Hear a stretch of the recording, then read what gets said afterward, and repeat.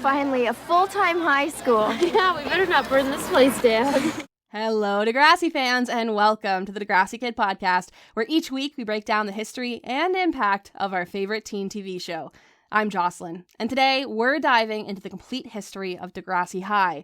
We'll be looking at the television series that ran for 2 seasons, the summer finale movie School's Out, and the true-to-life docuseries made by the actual Degrassi cast called Degrassi Talks. This season, not only are we looking at Degrassi High's key episodes, like Erica's abortion or Dwayne being diagnosed with HIV, but we're also going to be asking some key questions. Why did the producers ensure Degrassi Junior High was officially over by burning down the building? What changes were happening behind the scenes that skyrocketed the show into newfound success? And how did the real Degrassi kids manage their sense of normalcy while also being recognized as international television stars? We're going to break it all down, and it's only going to happen here on a brand new season of the Degrassi Kid podcast.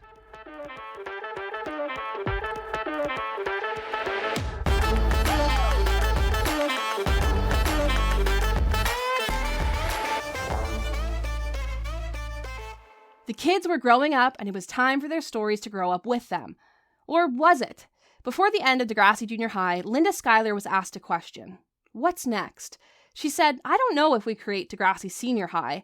This cast does work well together, but on the other hand, the demographics for CBC favor staying with junior high kids. So do we get an all-new cast, or do I retire and go to tennis camp in the Caribbean? Finding this quote from Linda blew me away. I feel like the backstory of how each Degrassi series got its start is pretty well-defined and easy to follow. The Kids of Degrassi Street was just a one-time short film that snowballed into a series. This gave Linda and Kit enough attention and enough money to start a new series called Degrassi Junior High.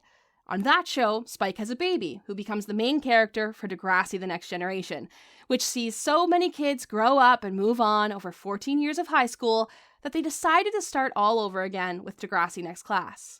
You're probably like, okay, well now I don't have to listen to the rest of this podcast. But my point is, even I just did it right there. We always just kind of lump together Degrassi Junior High and Degrassi High as one single unit because they flow so well into each other. But it's really important to note that this gap between the two shows was a really big deal at the time. I mean, they burned down Degrassi Junior High School, leaving no room for it to come back as the same series as it was before. So, if the only option was to start all over again, were they going to move on to a brand new cast, or were Linda and Kit just going to bow out while the show was still a hit? Linda and Kit decided that they wanted to continue with the show. Everything that they had worked so hard for on the Kids of Degrassi Street had finally paid off.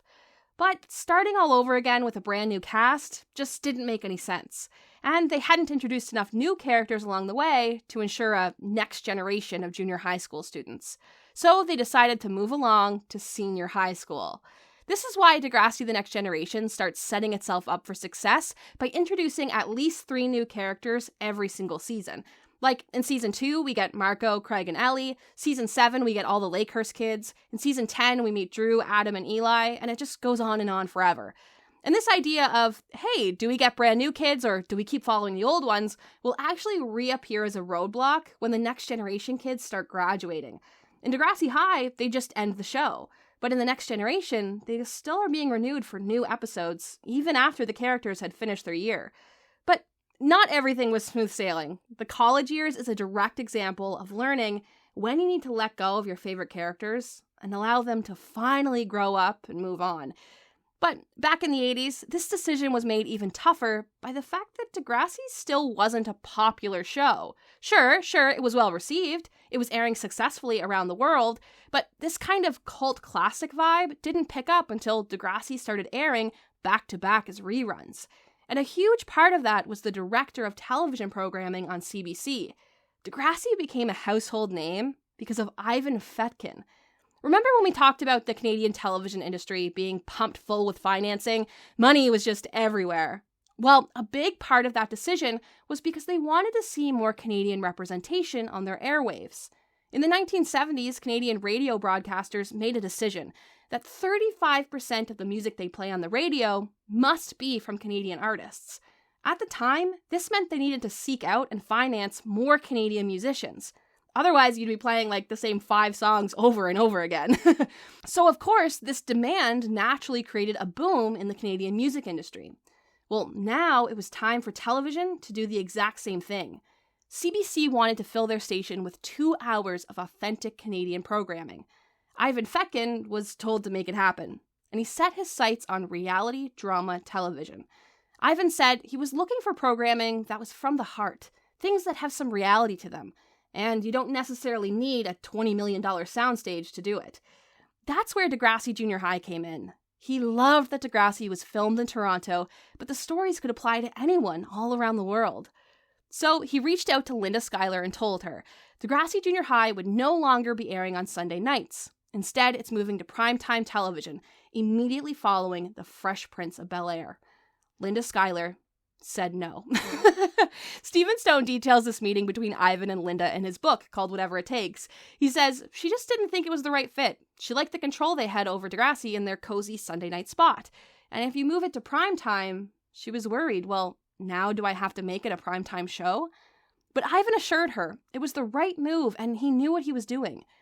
Linda said, okay, we'll do it, but you have to make me a promise. If it doesn't perform, you can't just cancel us. You have to put us back on Sunday nights. Ivan agreed.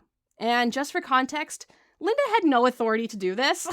She sold the broadcasting rights to CBC. Ivan could do whatever he wanted. He could broadcast it on the moon if he wanted to. He was basically just being nice and saying like, hey, this is a change we're making to your show. Just let you know about it. And she was like, no, you're not doing that.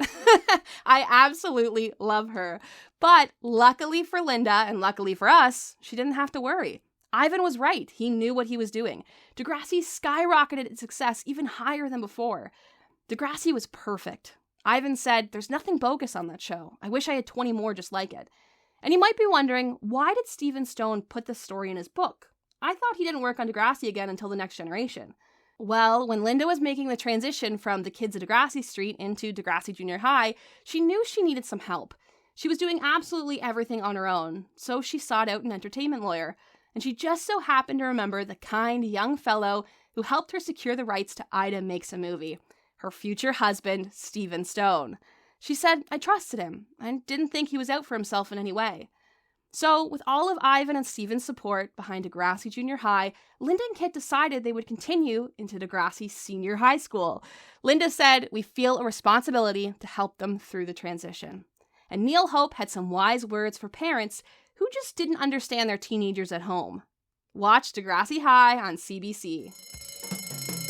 Wake up in the morning, gotta shake the feeling, I gotta face the day of school. It's official. The kids have grown up and their stories can finally grow up with them. Degrassi High kicked off a brand new series in November 1989. Its theme song was created by musical producers Louis Manny and Wendy Watson. And Robert Mistician took over for the graphics. Robert Mistician, as in Stacey Mistician's dad. This trio also worked together on the Degrassi Junior High opening credits, which is why they might seem very similar to each other. Another thing that's happening behind the scenes is Degrassi is really diving into their educational side, and they created study guides that will partner along with the episodes. This allows for teachers to use Degrassi as a learning tool and facilitate discussions with their students about topics that they handle in the show, like underage drinking, sexual diseases, and pregnancy.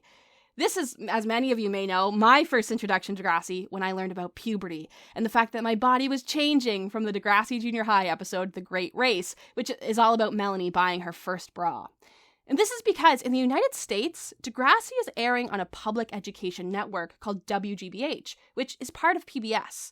Kate Taylor, who made that comment that not everyone has a family like the Cosbys, she works on the American side for the Degrassi broadcasters. And fittingly enough, she was also a teacher before she went into film and production, just like Linda. And she said, when I was teaching, I would have loved to get my hands on something like Degrassi. But that's not the only thing that's interesting to note about the relationship between Degrassi and its American broadcasters. Because Degrassi was airing as an educational program in the US, the American broadcaster wasn't airing any commercials. And this meant that the show had to run 5 minutes longer than the Canadian broadcast did back home. To accomplish this, Kit Hood said they'd film the full-length American version with an extra 5 minutes of material, then trim it down for the Canadian broadcast later on. He said it wasn't always an easy choice, but as we got more proficient, we'd know during the very first edit what would never be seen in Canada. Isn't that crazy? Like, I didn't even know that. And it wouldn't just be like an extra 5-minute scene plumped in the middle of the episode. Most scenes are only a minute or too long as it is. I actually sat down and watched the Canadian version of Spike's pregnancy episode, It's Late, side by side with the American version, and I counted at least 6 scenes that weren't shown in Canada. And there were often just small moments that didn't make a huge impact. Like, there's a longer hug between Spike and her mom outside the clinic.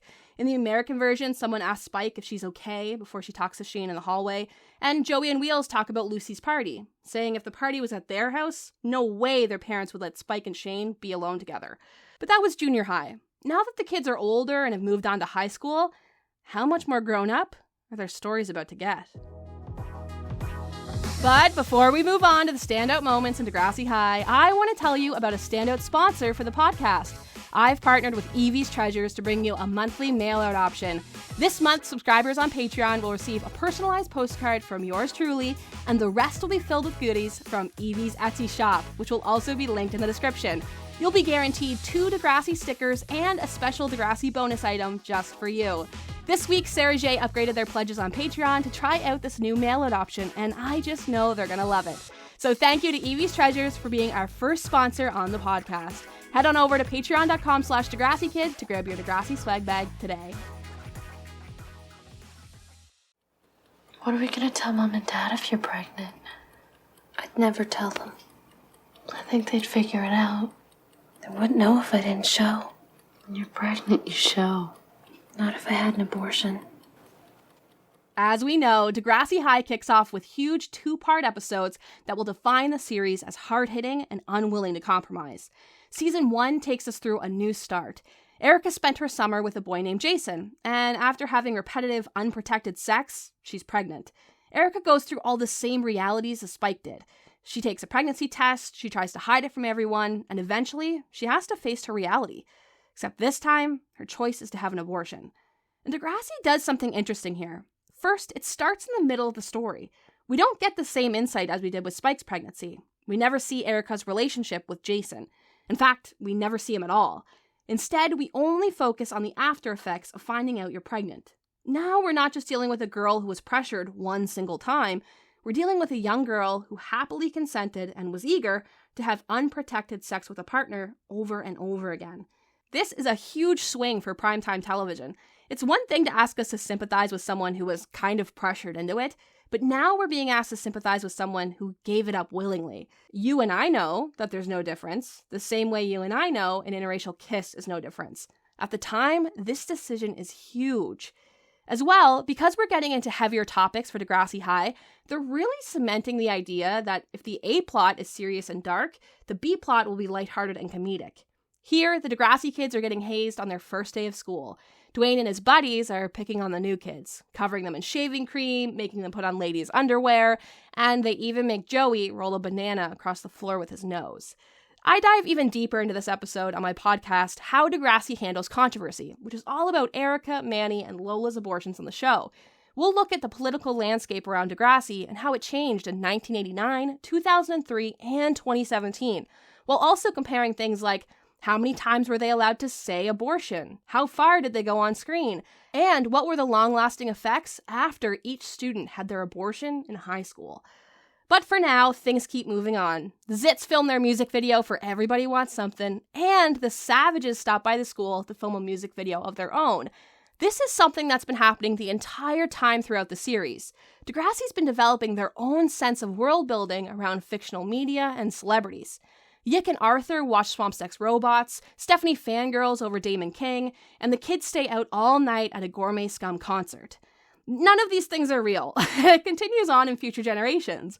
Adam and Eli love the band Dead Hand, Jimmy, Marco, and Craig go to a Kid Elric concert, the kids all eagerly fawn over the television show West Drive. But why do they do that? Well, I mentioned before that the show is airing all around the world, and it's airing over and over again in reruns. Having these kind of non-specific references means the show can be more relatable to a wider audience. And they have more control over what Gourmet Scum is doing than they ever would a real-life band like Metallica.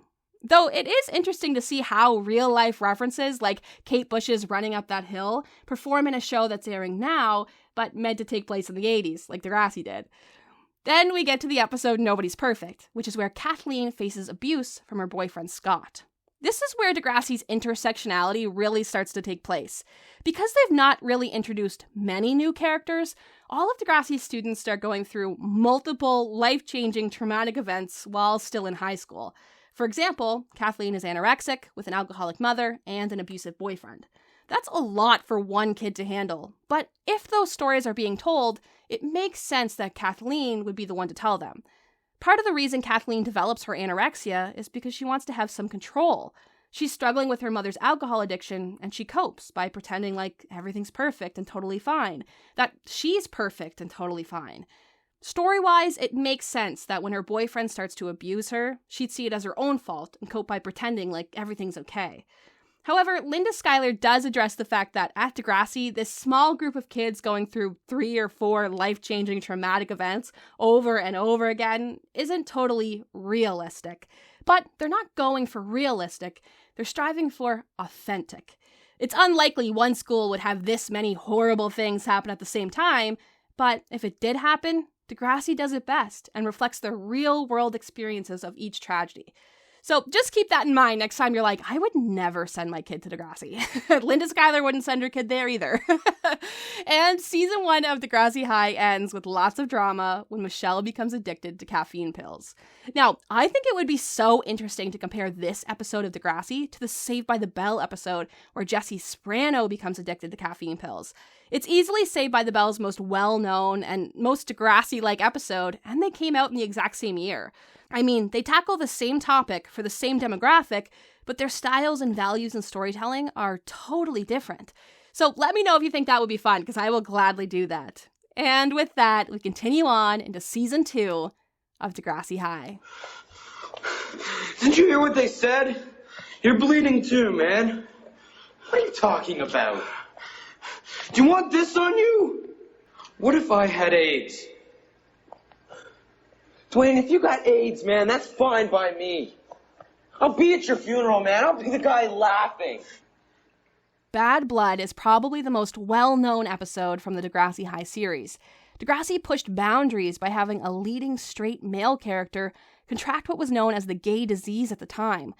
However, I think this is such a huge episode that I'm going to do a podcast about it entirely on its own. I couldn't even begin to scratch the surface of what I have to say about this standout episode. So we'll just say this. Degrassi goes above and beyond in the way of storytelling and challenging real-world dialogue around HIV and AIDS in the 1980s, with their premiere episode, Bad Blood. And for their final season, Degrassi does not slow down. Liz recounts her sexual assault as a child, the Degrassi kids experiment with drugs, and one kid commits suicide in the school bathroom. Claude's suicide is often criticized from a modern lens because of how much it comes off as glorifying suicide. Claude does it as an act of revenge. We hear the gunshot, we see his lifeless body, and the after effects don't seem to be that strong. In comparison, when Spike gets pregnant or when Joey fails a grade, it has a huge ripple effect on the rest of the franchise. But I don't know if we see that exact same thing happening here. Everyone moves on, which is expected, but they almost seem to move on too quickly for such a highly dramatic suicide in their school. Cam's suicide in season 12 has a ripple effect that can be seen all the way into Degrassi Next Class when Maya's battling depression because, as she says, he broke up with me by killing himself.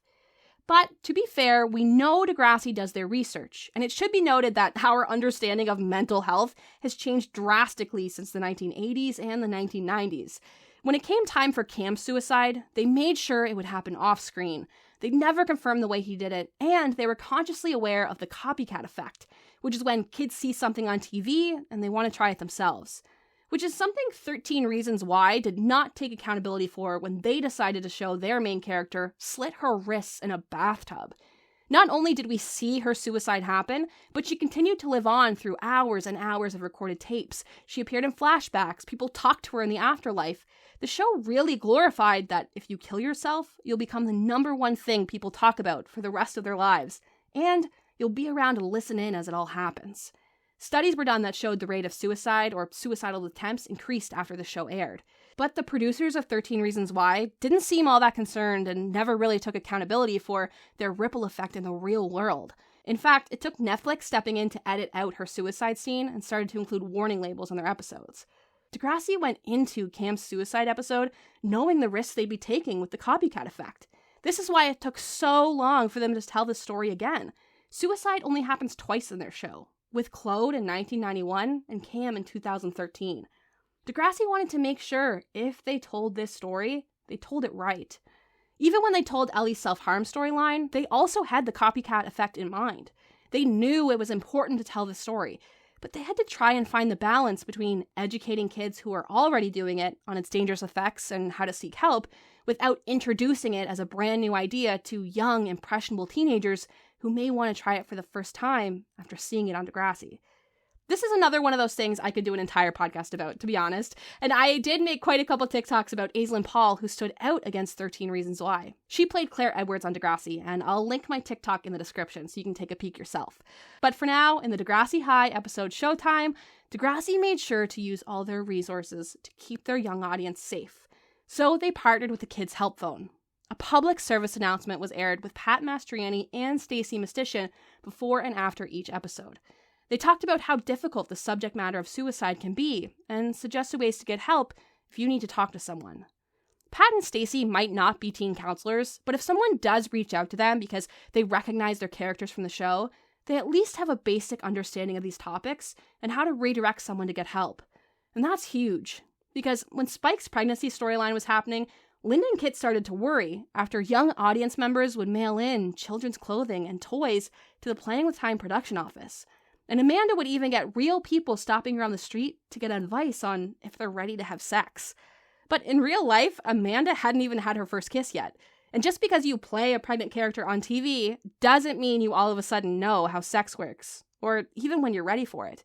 Here's what Kit and Linda had to say in the behind-the-scenes special, Degrassi Between Takes. Poor Amanda, she's constantly asked, are you really pregnant? What's it like? I mean, a lot of the fan mail says to her, I really like my boyfriend very much. Should I have sex? And we tell the kids, you're not teen counselors. She can't really tell you what it's like to be a 14-year-old who has to go home and tell her parents that she's pregnant. That's what scares me, is that the audience sometimes expects the kids to have knowledge about their characters that they don't have in real life. From this moment, Linda and Kit set out to ensure that the Degrassi kids would go through workshops, learning how to separate themselves from their characters. Amanda said it was hard to take on such a big responsibility at such a young age. Someone would come up to me and tell me everything that happened to them. And what can I say? They think I went through the same thing, but I didn't. It was just my character. But just because fan reactions could be hard to deal with sometimes doesn't mean the kids shied away from taking on big storylines. At Degrassi, if you kept your grades up, behaved well on set, and proved you could take on a sensitive topic, you might find yourself pregnant, contracting an STD, or in an abusive relationship as a reward. And the kids loved it. It was also like a symbol of social status in the Degrassi world. Darren Brown said, whenever we do a read-through of a script, you'd see something like, Dwayne walks away from the clinic.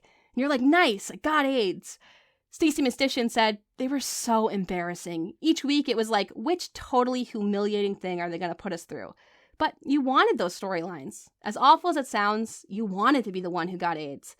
The kids felt proud to take on these major topics and prove they had the acting chops and the maturity to handle it. And Degrassi did what they could to protect their young actors from all the hardships that come with being a child star. And it wasn't just about how to handle being recognized or being confused for your character. Degrassi also realized that a 14-year-old shouldn't have to deal with a work-life balance. So how did Linda Schuyler and Kit Hood make sure their real, authentic kids could still go to school and have a normal childhood like all their other friends? But before we talk about what the Degrassi kids got up to on set, let's talk about what the Degrassi kids are getting up to over on Patreon. I'd like to welcome Alyssa Basic and Jamie Bees, who signed up over on patreon.com/DegrassiKid.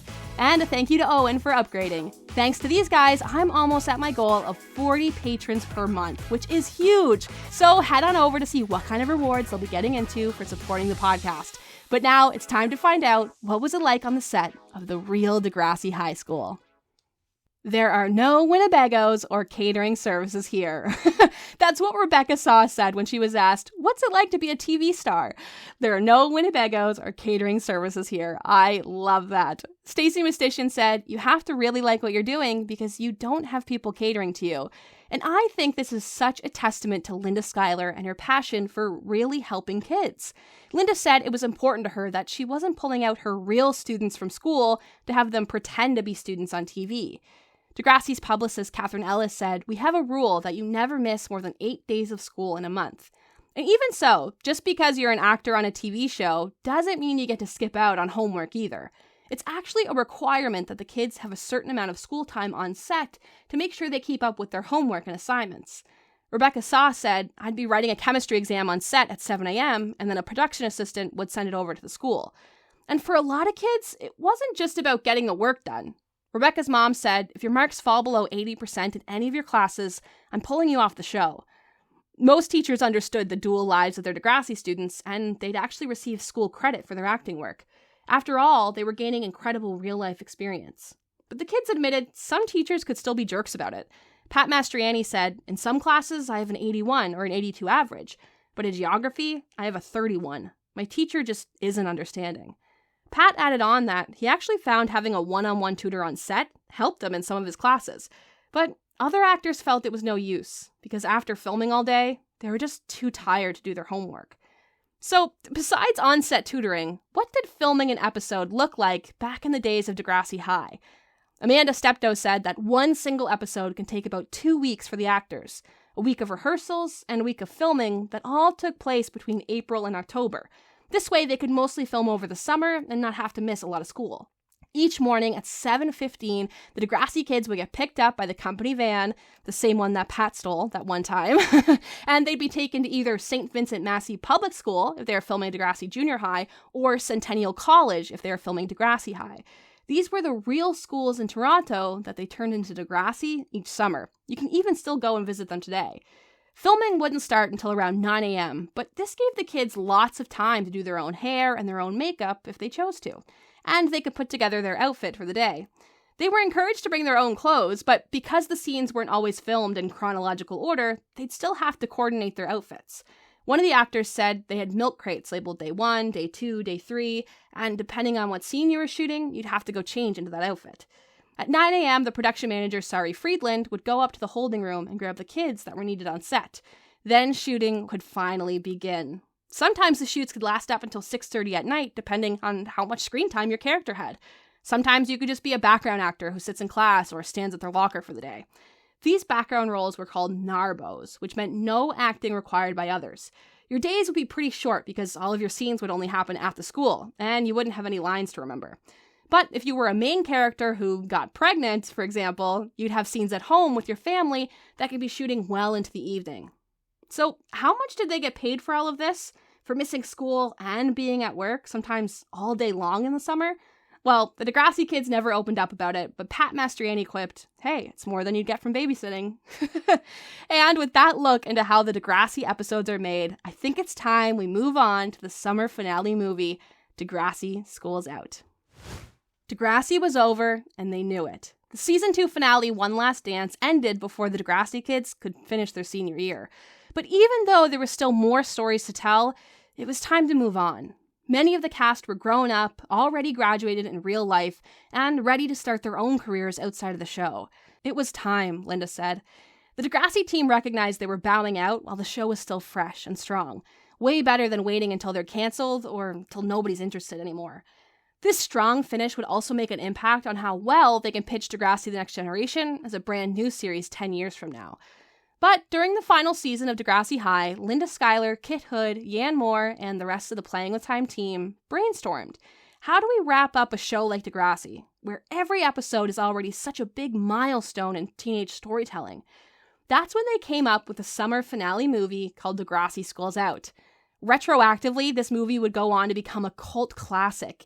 Pat Mastriani, who played Joey Jeremiah, currently hosts viewing parties all over Canada. The most recent one was actually on August 5th in Newfoundland. But in 1992, after a year since Degrassi's last finale episode, teenagers are eagerly awaiting to see what happens next with their favorite Degrassi kids as they grow up and move on. Now, what was actually surprising to me is I went looking for movie reviews from this time period, and the reviews didn't seem to be that good. But you have to keep in mind, in the 90s, the only people reviewing movies were adults who worked for newspapers. It's not the same as today, where everyone's opinion is accessible on the internet. But resoundingly, these newspaper articles had titles like Degrassi Schools Out, Misses the Bus, Degrassi Schools Out, Fails its Final Test. Critics claim that fans were let down by this blockbuster season finale, saying they didn't follow up with many of their favorite characters, instead focusing on the drama of Joey and Snake's sex lives, or lack thereof. They also said that the car crash where Wheels drinks, drives, and kills a kid wasn't the feel-good summer ending they were hoping for, and that Degrassi caved into the drama. Though I was not surprised at all that Degrassi didn't end on a totally feel-good ending. I think this is a huge part of Degrassi's brand. Good people do bad things. And just because it's the end of a semester or your graduating year doesn't mean all of a sudden your life is drama-free and you'll never make a mistake ever again. But the reviews did have some positives to them. They recognized how monumental it was for Lucy to give a condom demonstration to Caitlin, and Stefan Brogren drops the first F-bomb on primetime TV in Canada. Joey Jeremiah spends his summer dating Caitlin. Shut up. And fucking Tessa. Oh, what ethics. What a hero. Let's have a great big hand, shall we? Big round of applause, hey? As much as we credit Caitlin Ryan, it's actually Snake who told her that Joey was effing Tessa Campanelli. Stefan said, "I was actually so excited to say it.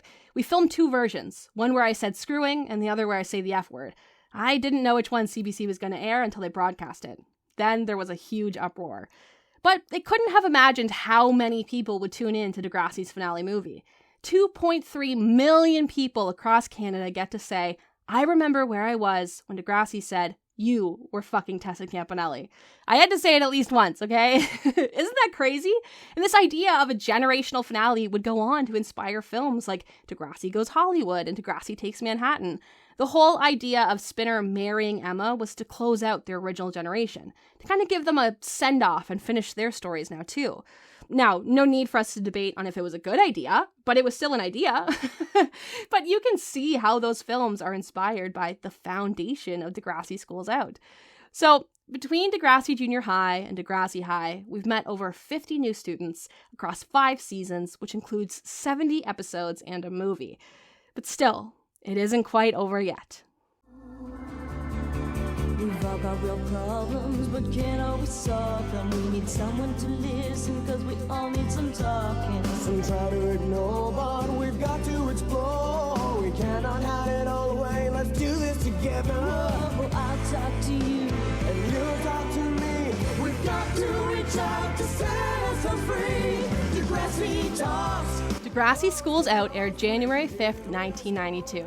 And just 1 month later, we already got a brand new Degrassi series. This time, a true-to-life documentary exploring all the topics they covered in the show. Drugs, sex, alcohol, abuse, depression, and sexuality. Each topic had its own episode and was hosted by a character who faced that same situation in Degrassi. Amanda Steptoe took on the sex episode after Spike got pregnant. She could also relate to the topic in real life because Amanda was adopted. Stacey Mistician took on sexuality because, as we remember, Caitlin had those weird dreams about her maybe gay teacher, and in real life, Stacey had a sister who was a lesbian. But we're not going to dive too deep into this because I already did a complete breakdown of the series called The Impact of Degrassi Talks. We meet real teenagers who face these real issues all across Canada. We meet Stacey's queer sister in real life, and we learn even more about the alcoholics disease that took the life of Neil Hope's father. But finally, after all that, Degrassi is officially over, and both the actors and their characters are ready to take on the real world. So let's make sure we answered our questions and get into the final breakdown of the history of the Degrassi Classic series. But before we get into our final breakdown, I want to say a huge thank you to my Patreon subscribers. Annie C, Annie M, Ashley, Brittany, Chrissy, Evie, Glenn, Kat, Lucy, Max, Najama, Rachel, Randy, Rebecca, Sierra, Steve, and Teal, and a special shout out for Stevi Gerrior for being my highest supporter on Patreon. Stevie is easily the kindest person I know, and he deserves a little special love this week. So thank you to everyone for making my Degrassi dreams come true. And even better, Riley, Sarahjei, Stevi, Alyssa, and Randy will get access to a bonus mini-sode this week over on Patreon. We'll be doing a deep dive into a Where Are They Now of the original Degrassi cast. So if you want your own Degrassi mini-sode, head on over to patreon.com/DegrassiKid and sign up as a Degrassi Kid yourself. Now let's head on in to the final breakdown. How did Degrassi's first episode ever get made? Why did Kit Hood and Linda Schuyler decide to keep restarting their series over and over again? And what were the decisions behind the scenes that led to Degrassi's infamous core values that will carry over into a new generation? It's time to do our final breakdown on the entire Degrassi Classic series. The kids at Degrassi Street kicked off the entire franchise in 1979 after Linda Schuyler, who was a junior high school teacher, wanted to see her kids represented in media. Their standalone short film, Ida Makes a Movie, snowballed into more films, with more stories to tell and an even bigger crew to tell them. Then, after the perfect mix of experimenting and funding in Canadian broadcasting, Kit and Linda set out to start all over again with Degrassi Junior High, taking advantage of all the things they learned on Degrassi Street. It was here that Degrassi's core values would be strengthened and carried on for every future reincarnation of the show. The stories would be taken seriously and told from the kids' perspective. Adults would only chime in if a kid was around to overhear it. The cast would be filled with young, age-appropriate actors who didn't have a lot of experience in anything aside from just being kids. Anytime Degrassi told a hard-hitting story about real issues like pregnancy, HIV, or abuse, they'd call in experts to help get the story right, including real-life teenagers, where they'd ask, "What was this experience like for you?" And finally, after going through Degrassi High and Degrassi Schools Out, they turn the camera around and have those real-life teenagers tell the stories themselves, capping off our classic series with a true-to-life docuseries, Degrassi Talks. And it doesn't stop there. Degrassi was recognized with award after award for standout episodes like He Ain't Heavy, Nobody's Perfect, A New Start, Bad Blood, and at the 1988 Gemini Awards, they even took home the award for multiculturalism. This moment was so beautiful to watch. Linda and Kit were joined on stage by the real Degrassi kids, dressed to the nines and ready to celebrate all their hard work on the show. This multicultural mix of kids looked almost exactly like the young students Linda met on her first day of teaching, when she opened her door for the first time and saw the kids who spoke English at school and celebrated a different culture at home with their families. To showcase this, each actor said thank you and accepted the award in a different language, something that was connected to their own personal backgrounds and family history of being Canadian at school and being themselves at home. And it didn't stop there. Degrassi would go on to receive nomination after nomination for outstanding achievements in directing, acting, screenwriting, you name it. And even though Degrassi Schools Out seemed to wrap up the series in 1992, you and I both know in 10 years the show will come back as Degrassi The Next Generation, executively produced by Linda Schuyler and Steven Stone's new production company, Epitome Pictures, Inc. But why did Degrassi come back? How were these stories about high school and the millennium going to be any different? And how would this new generation stay true to the Degrassi brand over a decade later? You'll just have to tune in next week to find out. But for now, let's listen in on Linda and Kit as they give their acceptance speech for a multitude of awards for Degrassi Junior High at the 1988 Gemini Awards. Thanks, guys.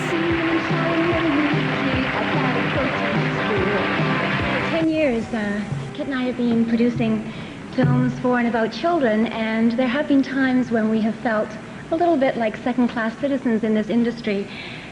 We don't feel like that anymore tonight. It's really an honor for us to be standing on stage with 34 members of our repertory company. When we set out to fill the halls of Degrassi Junior High, we wanted to come as close as we could to examining the reality of an inner-city school in Toronto. And this is the result. Although our kids, the cast of Degrassi Junior High might read like a who's who of the United Nations, they have a couple of things in common. One, they're terrific people to work with, and two, they're all Canadian, and we're proud of them.